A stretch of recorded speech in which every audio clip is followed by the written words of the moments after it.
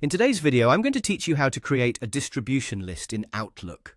If you want to send the same email to a specific group of people without adding each person one by one every time, creating a distribution list is a great way to save time and stay organized. In Outlook, this can be done by creating a group that you can reuse whenever you need it. To get started, open Outlook and make sure the app has fully loaded. Once you're in, go to the Mail section. This is where you manage your inbox, compose messages, and access email-related tools. If Outlook opens somewhere else, like Calendar or another view, simply switch over to Mail before continuing. From the Mail area, look for the option that takes you to Groups. Click Go to Group to open the Group Management area. This is where Outlook lets you create and manage email groups that can be used for shared communication. Once you're there, click New Group. This will begin the setup process for your new distribution list. A new window or panel should appear where you can enter the basic details for the group.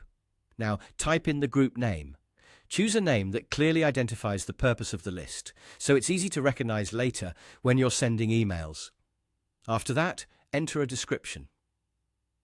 The description helps explain what the group is for, which can be useful if you or other team members need to manage it later. Keep both the name and description clear and simple. When you've filled in those details, click Create.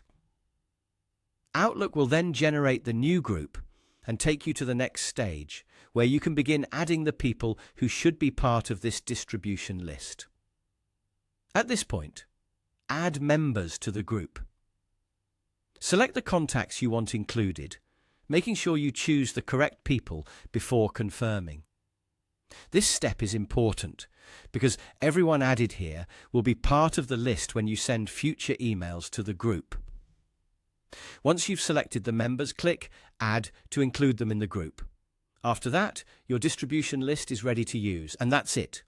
You've successfully created a distribution list in Outlook. From now on, you can use this group whenever you need to email the same set of contacts quickly and efficiently, which makes communication much easier and more consistent.